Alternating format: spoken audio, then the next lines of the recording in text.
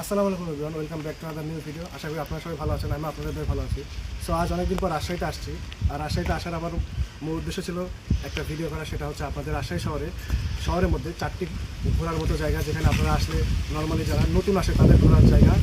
তো সেগুলো আমরা আপনাদের ঘুরে দেখাবো। আমাদের ফার্স্টে আমরা দেখাবো টি-বাগ, আইবাগ, এবং তারপর আমরা দেখাবো পদ্মা গার্ডেন, এবং লাস্ট আমরা দেখাবো মুক্তমঞ্চ। আশা করি আপনাদের ভিডিওটি ভালো লাগবে, এবং যারা রাজশাহী শহরে প্রথমবার ঘুরতে আসবেন তাদের জন্য ভিডিওটি বেস্ট হবে। তো চলুন যাওয়া যাক। ফার্স্ট অফ অল আমরা যেখানে আছি এটা হচ্ছে পদ্মা গার্ডেন। পদ্মা গার্ডেন এর পাশেই পদ্মা নদী, আর এইখানে সব আপনাদের খাবার দাবারের জায়গা, এখানে নর্মালি যেগুলো খাবার পাওয়া যায়। আর এইখানে হচ্ছে এখানে ব্যায়াম পদ্মা গার্ডেনে এই ব্রিজটা অনেক সুন্দর দেখতে, মানে অনেক কালারফুল একটা ব্রিজ। আর এইখানে পদ্মার চর। আমরা পদ্মা গার্ডেন থেকে নিচে এসে এখন সামনের দিকে চরের মধ্যে হাঁটতে যাচ্ছি। চরের মধ্যে হাঁটতে আসলে আপনাকে নর্মালি 10 টাকা দিতে হবে ওইখানে দাঁড়ায় থাকে। আমি তো লিটারেলি অবাক যে হয়তো এই চরের মধ্যে আসতে গেলেও টাকা দেওয়া লাগে। So doesn't matter. সো আপনাদের ঘুরে দেখাই আমাদের ফার্স্ট প্লেস রাজশাহীর মধ্যে পদ্মা গার্ডেন। এইখান থেকে যদি ভিউটা দেখেন অনেক সুন্দর লাগতেছে এখানে। এটা মেবি আমার মনে হয় 10 টাকা নেওয়ার কারণে এই ব্রিজটার জন্য। এই ব্রিজটা ওরা হয়তো বানাইছে এই টাকাটা তোলার জন্য, ওরাই 10 টাকা করে চাঁদা নিচ্ছে। আর কি ধুলা, আর আমার পায়ের অবস্থা তো একদম খারাপ। সো আমার নতুন জুতা আজ মনে হয় এখানেই শেষ, ধুলা দিয়ে ভরে যাবে। সো আমি রাজশাহীতে যতদিন আসছি ততদিন আমি পদ্মা গার্ডেনে আসছি, কিন্তু এত ভিতরে চরের মধ্যে কোথাও কখনো আসিনি। সো আজকে আমার ফার্স্ট টাইম। সো ভালোই লাগতেছে ওভারঅল ভিউ। আর চারিদিকে বালু, এটা হচ্ছে সবচেয়ে বড় সমস্যা, মানে বাড়ি বাড়ি একদম। আর এখানে রাস্তার মধ্যে ঘাস পেরে দেওয়া এরকম অবস্থা, মানে যাতে ধুলাবালি কম ওরে এই জন্য হয়তো ঘাস পেরে দিয়েছে এরা এইখানে। এইখানে তো অনেক বড় বড় নৌকা, এগুলো মনে হচ্ছে সব চরের মধ্যে যায়। ওখান থেকে একটা ছেড়ে দিচ্ছে একটা নৌকা, সরি, মেবি চরের মধ্যে যাচ্ছে। আর এই যে ভিউটা অনেকটা এইরকম দেখতে, মানে এর পর্যন্ত ভেঙে ভেঙে গেছে এই জায়গা। আর এই যে রাজশাহী শহর পুরো পদ্মা গার্ডেন থেকে। ওইখান থেকে আমি যেখান থেকে আসলাম, মানে যে সাগর দিয়ে পার হয়ে আসলাম, মনে হয় যে ওইখান থেকে এই পদ্মা গার্ডেনে আসতে, মানে পদ্মার পাড়ে আসতে হয়তো অল্প একটু সময় লাগে, কিন্তু ভালোই সময় লাগে, অনেক দূরে মোটামুটি। আপনার ওই শহরের মধ্যে সবজি টবজি চাষ করেন না, ওইখান থেকে নিয়ে আসেন এই জায়গায়? ওই শহরের মধ্যে কি মানুষজন থাকে? মানে কি ওই জায়গায় সব মানুষজনই প্রপার স্কুল আছে ওই শহরের মধ্যে? সবই আছে ওই জায়গায়? সব নদী ভাঙে যায়, আমরা এরপর চলে এসে বহু লোক। আচ্ছা, 20,000 তো অনেক বড় এরিয়া তো তাহলে। তিনটে ওয়ার্ড। ও আচ্ছা, 3টা ওয়ার্ড এই জায়গায়। আচ্ছা আচ্ছা। তা মোটামুটি কয় কিলোমিটার হবে আপনাদের ধারণা মতো, আর আনুমানিক ধারণা? না, 5 কিলো রাস্তা, কিন্তু চর কত বড় এটা, মানে 3 কিলো চর পুরোটা? ও তাহলে তো অনেক বড় চর তাহলে তো। আচ্ছা আচ্ছা আচ্ছা। আগে তো নদী ছিল। হ্যাঁ হ্যাঁ, নদী ছিল এক্ষেত্রে, বাড়িঘর বর্ডার করে এখন বাড়ি আমাদের। আপনাদের ওই পাশে তো মানে চরের ওই পাশে তো মানে ইন্ডিয়ার ইয়া বাড়ির পালক থেকে ও বিএসএফ এর জানা। আচ্ছা আচ্ছা, ওই যে তো ইয়া বিজিবি ক্যাম্প আছে আপনার ওই জায়গায়। ও এই জায়গায় মামারা মেইনলি তাদের ওই পাশ থেকে শাকসবজি নিয়ে আসার জন্য, ভ্যানে নিয়ে যাওয়ার জন্য, বালু আসার জন্য এই জায়গায় এগুলো পারে দিচ্ছে। আর আমি ভাবছিলাম যে আমাদের হাঁটার জন্য এরা হয়তো বা পদ্মা গার্ডেন থেকে আপনারা এই রাস্তা দিয়ে হেঁটে আপনারা আমাদের নেক্সট যে ভিজিটিং স্পট যেটা হচ্ছে মুক্তমঞ্চ, সেখানে আপনারা হেঁটে যাইতে পারেন। আর এইখানে সুন্দর সুন্দর গ্রাফিটি করা, সো ওভারঅল সুন্দরই লাগে এখানে। আর এখানে আপনার পাশে যে ভিউটা পাবেন এটা হচ্ছে পদ্মা নদী ভিউ, দূর পর্যন্ত পদ্মা নদীর ভিউ। ওভারঅল আপনার পদ্মা গার্ডেন থেকে মুক্তমঞ্চে যাইতে আই থিঙ্ক 20 মিনিটের মতো সময় লাগবে। আপনারা মাঝে মাঝে এমন সুন্দর সুন্দর ব্রিজ দেখতে পারবেন এই দিক দিয়ে, যেটা আপনার এই হাঁটাকে আরও ইনহ্যান্স করবে, এবং আপনাদের আরও দৃশ্যটা দেখতে ভালো লাগবে। আর চারিদিকে যেখানে যাবেন সেখানে গ্রাফিটি আর গ্রাফিটি। আমরা এখন যেখানে আছি আমাদের সেকেন্ড প্লেস মুক্তমঞ্চ, এটা হচ্ছে সেই মুক্তমঞ্চ। এখানে বিভিন্ন সময় কনসার্ট হয়ে থাকে। রাজশাহী মুক্তমঞ্চ এখানে বসে থাকার জন্য ভালো একটা জায়গা। এখানে বসে থাকতে পারবেন আপনারা। রাজশাহী আসার পর বসে থাকা এবং ঘোরার জন্য বেস্ট জায়গা এটা। সো আমরা এখন নিচে যাব। মুক্তমঞ্চের ঠিক সামনে এখানে মেলার মতো সবসময় থাকে এই জায়গাটা। মানে লোকজন শুক্রবারের দিন এই জায়গায় পুরো পা ফালানোর মতো জায়গা থাকে, এরকম অবস্থা। আর এই সেই রাস্তা যেখান দিয়ে আমি হেঁটে আসলাম মাত্র আমাদের পদ্মা গার্ডেন থেকে মুক্তমঞ্চে। এখানে ঠিক পাশেই যে রেস্টুরেন্ট আছে এটা হচ্ছে নঙ্গ রেস্টুরেন্ট। এখানে আপনারা চাইলে এখানে খাওয়া দাওয়া করতে পারেন এবং পদ্মার ভিউ এনজয় করতে পারেন এখানে। এখন আমরা মুক্তমঞ্চ থেকে যাচ্ছি টি বাঁধের দিকে। মুক্তমঞ্চ থেকে টি বাঁধে যদি আপনারা যেতে চান তাহলে আপনাদের রিক্সা ভাড়া লাগবে 30 টাকা। সো খুব একটা দূরে না, আই থিঙ্ক 1 কিলোমিটার একটু বেশি হবে।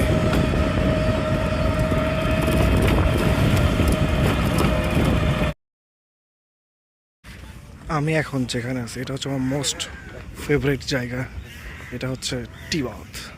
আপনার যেখানে যাবেন রাজশাহী সেখানে ফুচকার দোকান আর পেয়ারা মাখার দোকান ভর্তি, all over the place, every জায়গায়। এইটা হচ্ছে টি বাঁধের মেইন ভিউ। নর্মালি এখানে সবাই বসে থাকে, এখানে নৌকা, আর এখানে ফটোশ্যুট হচ্ছে। এইখানে বসে থাকার জায়গা। আপনারা যারা ঘুরতে আসতে চান তাদের জন্য খুব মজার একটা জায়গা হবে, আই হোপ। মানে সিনিক ভিউ অনেকটা।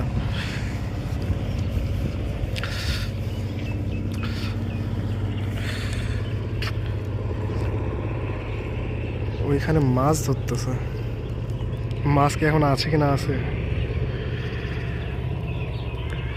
আর সূর্যটা এদিকে পড়তেছে তো আরো সুন্দর লাগতেছে এই জন্য পানির মধ্যে। আর এইখানে যে হালকা হালকা সাদা দেখতে পাচ্ছেন এটা হচ্ছে চর। এই চরের ওই পাশে আপনার ইন্ডিয়া।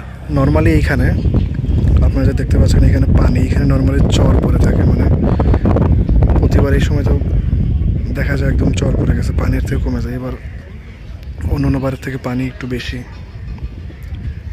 একটু একটু চর দেখতে পাচ্ছেন। ওইখানে অনেকেই দেখে আমি রোজার মধ্যে ইফতার পার্টি করে, ছোট্ট একটা জায়গা। আর এইখান থেকে আপনারা আমাদের লাস্ট এবং শেষ এটা দেখতে পারবেন আইবাদ। এখান থেকে নৌকানে যাওয়া যায় আইবাদের ওখানে। আর টি বাঁধের যে নিচে যে আপনারা যে নৌকাগুলো দেখতে পাচ্ছেন এইগুলো মেইনলি আপনাকে এখান থেকে আইবাদে নিয়ে যায়। সো দেখি আমিও যাইতে পারি নাকি, কাউকে বলতে হবে। সো চলুন যাওয়া যাক নৌকায় টি বাঁধ থেকে আইবাদ। Let's go. মামা আইবাদে যাবো? আমি একাই, যদি লোক নিতে চান লোকও নিতে পারেন, সমস্যা নেই। লোক লাগবে তো, তাহলে তো আপনার কতক্ষণ লাগবে? সব মেলার সময় লাগে। আইবাদের লোক তো এরকম হয় না, খুব কম। এখন যাচ্ছে কোথায়? এখন আমাদের এটা যাচ্ছে এই চরেও যেতে পারে, বড় চরেও যেতে পারে। ও আচ্ছা। আইবাদে গেলে আপনার একা তো আপনার 200 টাকা লেগে যাবে। আইবাদে যদি কেউ একা যেতে চান তাহলে 200 টাকা লাগতে পারে হয়তো বা। তাহলে চলেন যাই আইবাদে ঘুরে আসি। চলেন। আপনার নৌকা কোনটা? মায়ের দোয়া। ও ওইটা। ও আপনারা তো সুন্দর তো আর্ট করা নৌকায়। সো আমি যাচ্ছি টিবাদ থেকে আইবাদে নৌকায় করে। সো অনেকদিন ইচ্ছা ছিল টিবাদ থেকে আইবাদে নৌকায় যাবো। So at last I made it. সেই নৌকা অনেক সুন্দর দেখতে। সো আমি একা একা, কোনো যাত্রী নাই, আমার মামাদের দুইজনই ঘুরে আসে এখন। এই সরে মামা কত নেন? এই সরে 100 টাকা করে পার পারসন। মানে কি নিয়ে যাওয়া নিয়ে আসা?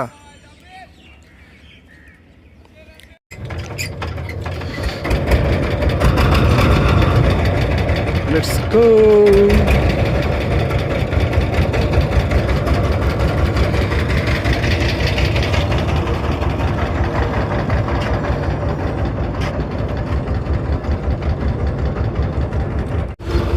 By bye টিবাদ।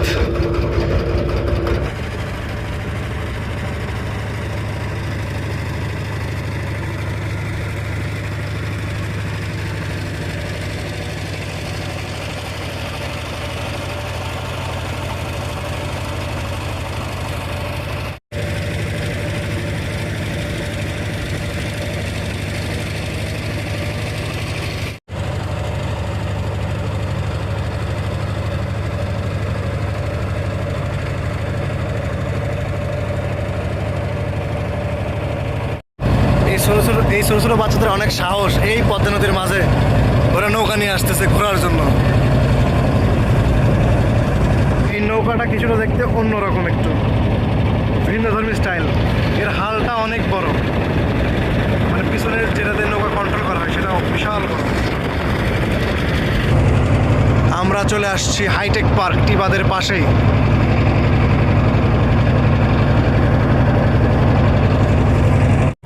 এইখানে সব বসে বসে মাছ ধরতেছে।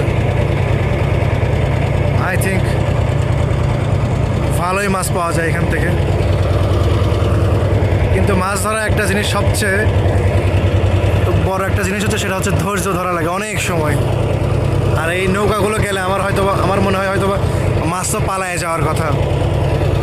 হিউজ ধৈর্য দরকার এইভাবে মাছ ধরতে গেলে।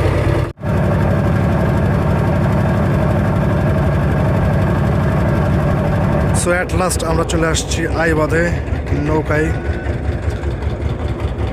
সো এখানে যে নৌকাগুলো দেখা যাচ্ছে এগুলো মেইনলি এরা টমেটো নিয়ে যাচ্ছে, হয়তো বা আজকে টমেটোর হাট বা এরকম কিছু হবে। সো এখানে যে কটা নৌকা দেখছি সবগুলোর মধ্যেই শুধু বস্তায় বস্তায় টমেটো আর টমেটো। এগুলো সব টমেটোর চর থেকে নিয়ে আসছে বিক্রি করার জন্য। এগুলো এক প্রকার হাটই তো মামা, এটা না? হাট না, এটা আমাদের ঘাট। ও মানে এখান থেকে আসলে এখন বাজারে উঠবে।